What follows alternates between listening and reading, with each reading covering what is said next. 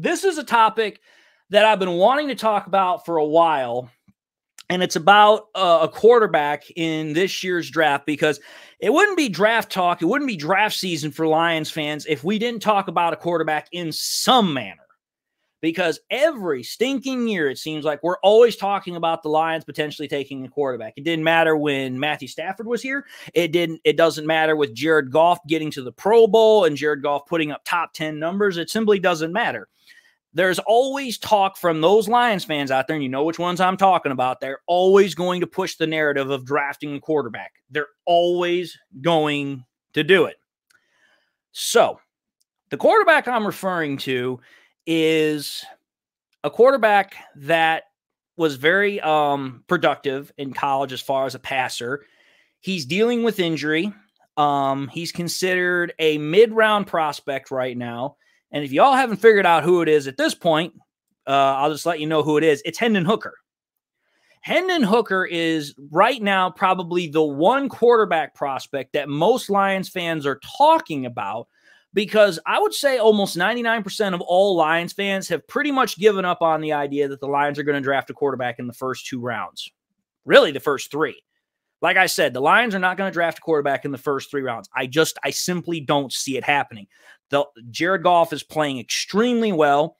The defense is what needs a lot of work. We can get better offensive line depth or better right guard. We could get a better tight end. We could get a better running back. There's way more positions that the Lions need help at than a quarterback.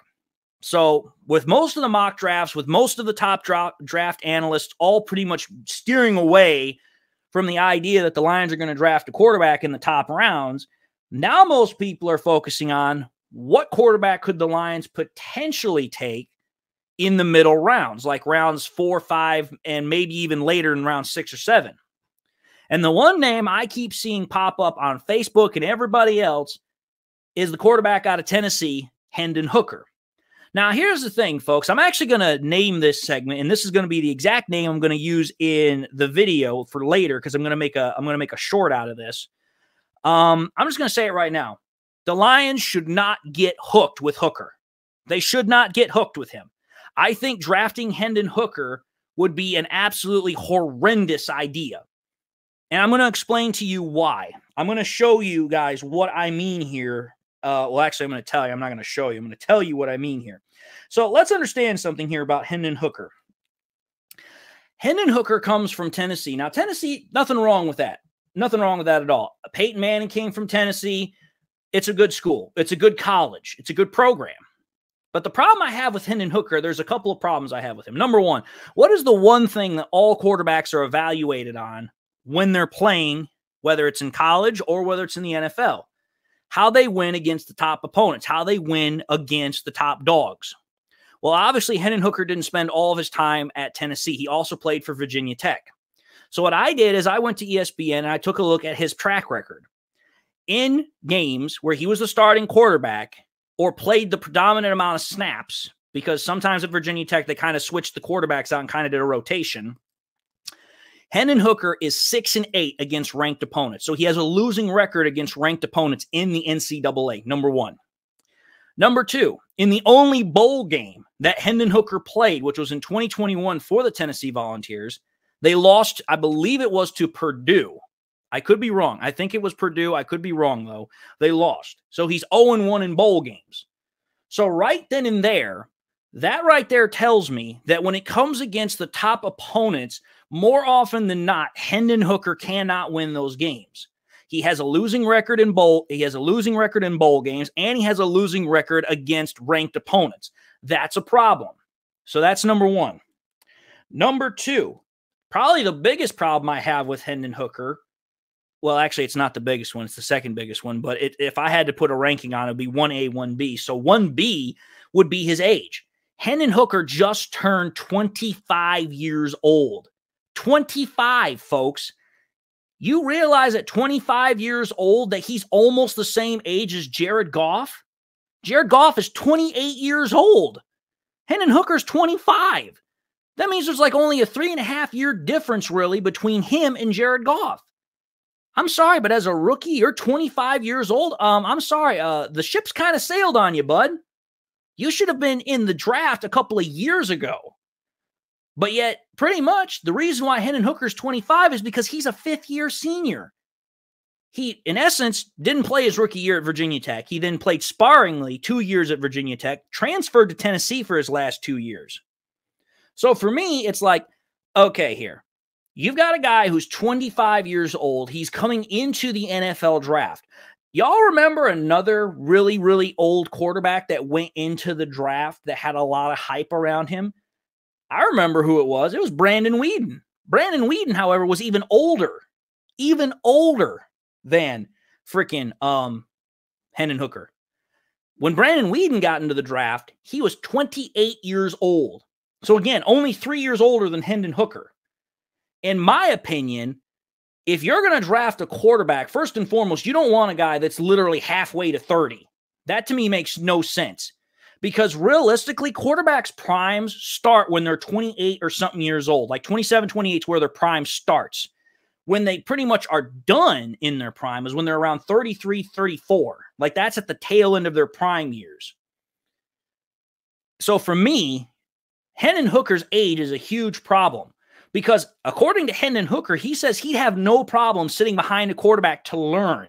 Well, here's the problem I have with that. By the time Hendon Hooker would be playing, he would be almost 30 years old then, because most quarterbacks need to learn about a year or two before they can actually be considered ready to play in the NFL. As far as I'm concerned, Hendon Hooker is literally pyrite, or for those that don't know what that is, that's fool's gold. He's got the intangibles you're looking for, but he's just too old to be a rookie. And here's what I mean by Hendon Hooker and the Brandon Weeden comparison. So what I did is I decided to take a look at Hendon Hooker's stats, because realistically, Hendon Hooker has had really only 2 seasons where he's put up solid numbers. Otherwise, he really hasn't put up much of anything. So I decided to take a look at the stats. Here are the stats. Hendon Hooker in 2021 threw 2,945 yards, 206 completions to 303 attempts for a 68 completion percentage rate, 31 touchdowns, 3 interceptions for a 129.1 NFL passer rating. That's pretty good.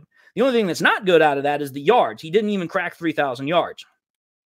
Then in 2022, so last year, he went 3,135 yards, 229 completions to 329 attempts, 69.6 completion percentage, 27 touchdowns, 2 interceptions for a 123.9 passer rating according to the NFL. So here's the thing. He's got the stats that you're looking for, save the passing yards. But again, there's the age factor.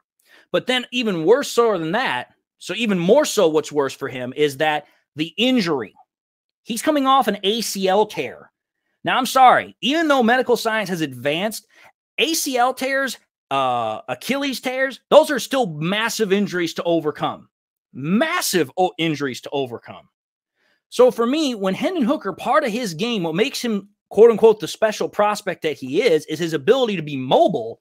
You're talking about a guy who's overcoming a massive injury, who, by the way, I know everyone's heard and seen this article about him talking to Ray Agnew in the Senior Bowl practices. He still has a massive brace on his leg because that ACL is slowly healing. Granted, he's not in crutches anymore, but he still has a massive brace on that leg. So he's overcoming a massive injury. He's 25 years old. Even though he had good stats as far as touchdown interception ratio, as far as the passer rating in college, he only threw 3,000 yards one time. Now you want to talk about Brandon Weeden, who I think is the best comparison to him in terms of age. Take a look at Brandon Weeden's numbers from when he was in college, when he played for, what was it, Oklahoma or Oklahoma State, one of the two. Brandon Weeden, when he was in college, coming out of his last 2 years, 4,277 yards, 342 completions to 511 attempts, 66.9 completion percentage, 34 touchdowns, 14 interceptions with a 103.5 passer rating in 2010. In 2011, he had 4,727 yards, 409 completions to 565 attempts, 72.4 completion percentage, 37 touchdowns, 13 interceptions with a 109.5 passer rating, according to the NFL. So you're talking about a guy who was a prolific passer And he came out at 28, and he was a first-round draft pick. Now, obviously, Brandon Whedon does not have Hendon Hooker's mobility. But the problem is that Hendon Hooker never really kind of wowed people in the NCAA with his ability to, put up the stats. He is a good prospect, but as far as I'm concerned, because of his age, because of the injury he's coming off of, that right there is something that Lions fans, the Lions management, do not get hooked on Hendon Hooker. Your better option would be to look for a guy in the 5th or 6th round. Guys like, in my opinion, to take deeper looks at would be Tyson Badgett out of Shepherd. I think his name is Clayton Tune out of Houston. I know some people are also high on Malik Cunningham out of, Louisville. There are several other guys. Max Dugan out of TCU is another one. You could potentially look at, what the thunder is his name? The name is escaping me right now, but Tanner McKee out of Stanford. Those are all guys you could look at as mid-level picks. Jaron Hall out of BYU. That's another good one. I mean, there are definitely options in later rounds outside of Hendon Hooker, in my opinion, as far as age and injury concerns. So when I think of Hendon Hooker potentially being someone that everyone's high on, I'm like, don't get hooked on him. Do not get hooked on Hendon Hooker. Do not get hooked on him. Patty Grimes, yes, you are right. The Fresno State quarterback, I forget his name, but he's another good one. He actually, if I recall, was the MVP of the Senior Bowl today. So those are all quarterbacks worth pursuing. As far as I'm concerned, Hendon Hooker is fool's gold. He's fool's gold. He looks the part, but I don't think he's going to last at the NFL level. He has not done anything at the NCAA level that would lead me to believe that he's going to be good.